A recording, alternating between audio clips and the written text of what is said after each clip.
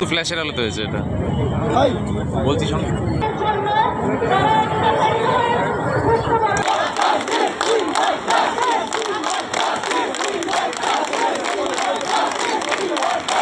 দেখতেই পাচ্ছ টোটো আজকে বাড়ির বাইরেই বের করা হয়েছে, আর আমি এখান থেকেই আজকে আমার সিরিজ স্টার্ট করব, তার জন্য বেরিয়ে পড়েছি। আরে বাবা আবার প্লাস্টিক লাগিয়ে দিয়েছি।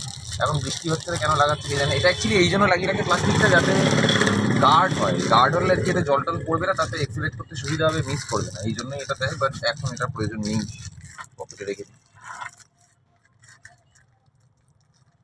By the way, hello guys, you people are watching my video. Welcome to my channel. Let's have the vlog with a positive vibe and let's go. তো আজকে সব মিলিয়ে যেটা প্ল্যান হয়ে আছে সেটা হচ্ছে যে কাল যেহেতু 15th অগস্ট, তো প্রত্যেকবারই আমাদের এখানে যেটা হয় সেটা হচ্ছে যে ফ্ল্যাগ তোলা হয়, ন্যাশনাল ফ্ল্যাগ। এই দেখো সামনে ওই রেপ কেসটার এগেনস্টে একটা মিছিল বেরিয়েছে, দেখতে পাচ্ছ, মেয়েদের মিছিল বিরাট।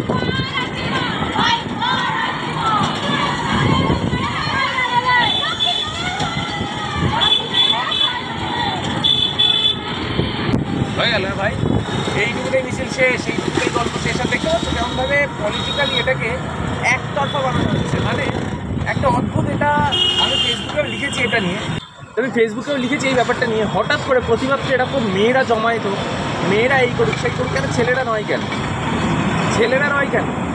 ছেলে মেয়ে দুজন মিলিয়ে একসাথে লড়বে ভাই। এখানে প্রতিবাদটা শুধুমাত্র মেয়েদের ওপরে টর্চারে না, প্রতিবাদটা অন্যায়ের ওপর। এখানে অন্যায় হয়েছে বলে শুধু মেয়েরা এখানে প্রতিবাদ করবে না, বা শুধু ছেলেরা প্রতিবাদ করবে না।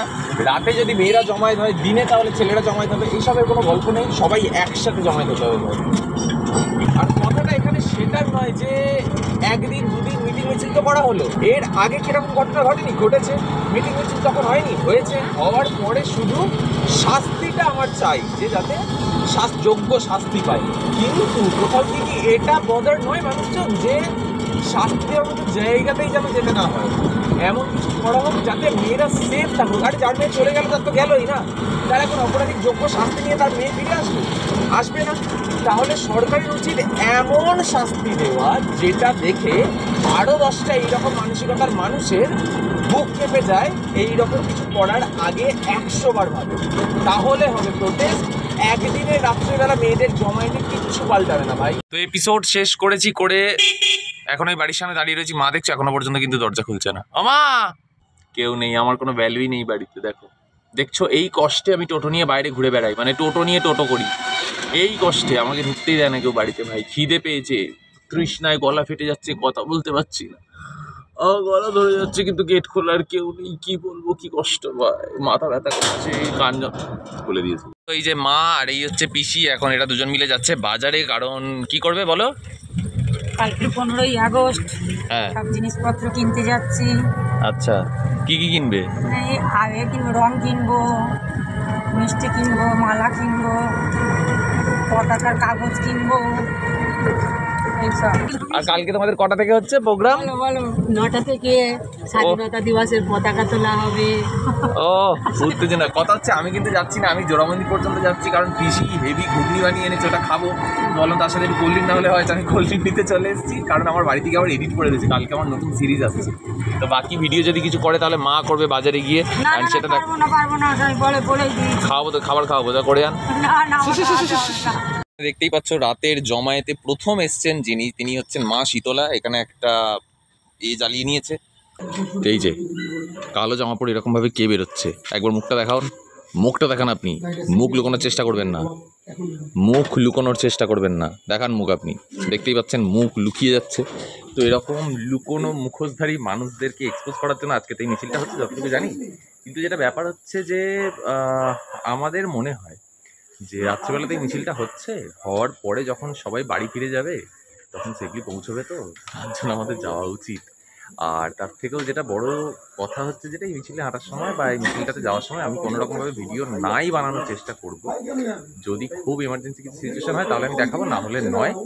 আর তো আমরা এখন একসাথেই যাচ্ছি, কারণ সবাই বেরোচ্ছে, অ্যাটলিস্ট একটা মুভমেন্ট দিয়েছে, এটার সঙ্গ তো দেওয়া উচিত। ক্রিটিসিজম আলাদা আর সঙ্গ দেওয়া না দেওয়া আলাদা। তো সামনে এত মেয়েদের ভিড় দেখে আশা করি এতক্ষণে বুঝেই গিয়েছো যে আমি চলে এসেছি সেই লোকেশানে যেখান থেকে শুরু হচ্ছে আজকের পথ চলা। অ্যান্ড এখানে বলতে হচ্ছে যে সামনের দিকে কিন্তু মেয়েরা রয়েছে আর পিছন দিকে ছেলেরা, আর এত মানুষের ভিড় বারুইপুর পদ্মপুকুরে এটা ভাবা যায় না। তো আমরা এখান থেকে হাঁটা শুরু করব আর হেঁটে সোজা আমরা যাব এখান থেকে রবীন্দ্র ভবন। এই যে দেখতেই পাচ্ছ এখন পুরো বারুইপুরে লোডশেডিং, কেন জানি না, কোনোভাবে এখানে কারেন্ট নেই, না আসলে এগুলোকে বুঝতেই পারতাম না, বাট এটা কেন জানি না।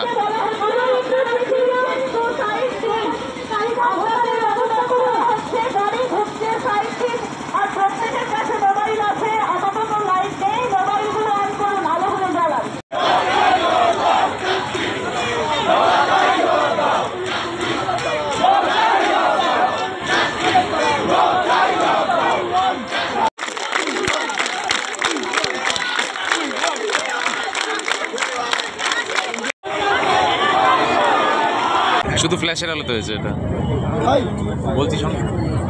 তো মিছিল শেষ করে এখন এসে দাঁড়িয়ে রয়েছি প্রীতমদের বাড়ির সামনে। প্রীতম আসলে আমি সাইকেলটা নেব ওর বাড়ি থেকে অ্যান্ড যাওয়ার। এখন দেখতেই পাচ্ছ রাত কিন্তু অনেকটা হয়েছে, এখন বাজে 2টো, তো রাস্তাঘাট পুরো ফাঁকা। তো মিছিলটা সব মিলিয়ে সাকসেসফুল হয়েছে, কোনো রকম প্রবলেম হয়নি, কিচ্ছু হয়নি, শান্তিপূর্ণ মিছিল হয়েছে। মিছিলটা যদিও শান্তির জন্য নয়, প্রতিবাদের মিছিল, তবে কোনো রকম উল্টোপাল্টা কিছু হয়নি, সেটাই বলছি। ছেলে মেয়ে সবাই একসাথেই গলা মিলিয়েছে, নারী পুরুষ নির্বিশেষে সবাই একসাথে বিচার চেয়েছে এবং এটাই দরকার ছিল। এবং ওইখানে শেষ পর্যন্ত শপথ নেওয়া হয়েছে যে এই মিছিল একবারের মিছিল নয়, এইবার এই মিছিল বারবার হবে। তো এটাই যেন হয় ভাই, এটাই এক্সপেক্ট করবার। রাত হয়েছে বলে আমি জোরে কথা বলছি না। প্রীতম কতক্ষণে আসে দেখি, তারপরে সাইকেল নেবেন বাড়ি যাবো। ও বাবা, রাতের বেলা দেখো বড় বড় গাড়ি যাচ্ছে, দেখেছো? ট্রাক আরেকটা,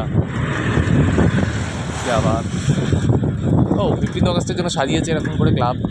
এখন বাড়ি ফিরতে ফিরতে রাত্রিবেলায় একটা কোয়েশ্চেন তো মাথায় আসছে বারবার, যেটা সারাদিন ধরে এসছে, যেটার জন্য ফেসবুকেও লিখেছি, যে একদিনের এই মিটিং মিছিল করে আদেও কি মেয়েরা সেফ সিকিউর, এটা ভেবে আমরা বাড়ি বসে থাকতে পারবো না ভাই। তো কালকে বাড়ি এসে তো আর ভিডিও বানাইনি, কারণ বাড়ি ঢুকলাম, খেলাম দিলাম, তারপরে পা হাঁটু যন্ত্রণা দিচ্ছিল একটু, কারণ এমনিতেই আমার হাঁটুফাটে একটু যন্ত্রণা দেয়, আর তারপরে হেঁটেও হয়েছে একটু, বাট ঠিক আছে, সেটা কোনো ব্যাপার না। যন্ত্রণাটা আরও বড় সমাজের জন্য।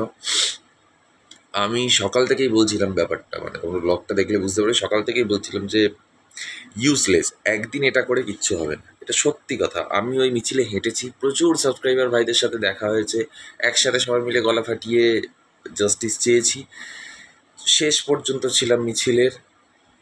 আমি আমার বন্ধু সবাই মিলে এই মিছিলে হেঁটেছি, কিন্তু কথা হচ্ছে মেয়েরা আগে হেঁটেছে, ছেলেরা পিছনে হেঁটেছি, আমরা সবাই মিলে চেষ্টা করেছি মেয়েদের দেওয়া স্লোগানগুলোকে আমরা গলা তুলে আরও সাপোর্ট করার। আমরা নিজেদের মতো করে করেছি ভাই। সব পুরুষ মানুষ যে রেপিস্টদেরকে সমর্থন জানাচ্ছে এরকম নয়। অনেক মানুষ চায়, অনেক পুরুষ চায় মেয়েদের জমায়েত শুধু রাতের একদিন নয়, রোজ দিন হোক, কারণ অনেক পুরুষ মানুষের বাড়িতে মা বোন বউ আছে, তো তারা অবশ্যই এটা চাইবে যেন তারা সেফ থাকে, তো তার জন্য এরকম একটা। তবে হ্যাঁ, এটা বলতে হবে, যে পরিমাণ মানুষ কালকে রাস্তায় নেমেছিল, এই পরিমাণ মানুষ যদি যে কোনো প্রবলেমে এইভাবে প্রতিবাদ করতে পারে প্রত্যেকবার, তাহলে হবে পরিবর্তন, না হলে কিসের পরিবর্তন। তো ভাই এটুকুই বলবো যে অনেক so called social media influencer রয়েছে যারা এখন সম্পূর্ণ চুপ, যাদের কথা বলার মতো জায়গাই নেই, কারণ জানে যে তার কথা বলতে গেলে চ্যানেলের উপরে রিপোর্ট করলে একটা বাজে ইমপ্রেশন হতে পারে, এই সে তারা অনেক কিছু থেকে ভেবে চিন্তে তারা পিছিয়ে আসছে। বাট আমি বলবো ভাই, যদি সমাজের প্রয়োজনে, সমাজের দরকারে তোমার ফোনটা এরকমভাবে না উঠে আসে, তাহলে তুমি ইনফ্লুয়েন্সার নয়। তোমার ক্যামেরা যদি খুলে না গিয়ে তুমি সাধারণ মানুষকে যদি না দেখাও যে কী করা উচিত কী করার না, একটা যদি গাইড না করো, তুমি ইনফ্লুয়েন্সার নয়।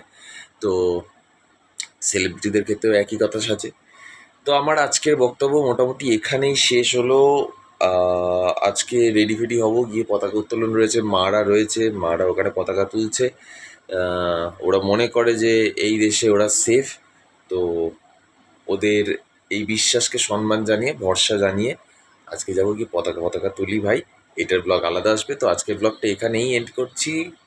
আজকের ব্লগটা আমি কিছু বলবো না যে ভালো লেগেছে কি খারাপ লেগেছে, যেমন লেগে থাকুক ভাই, পরের প্রতিবাদে যেন সবাইকে পাই, ব্যাস।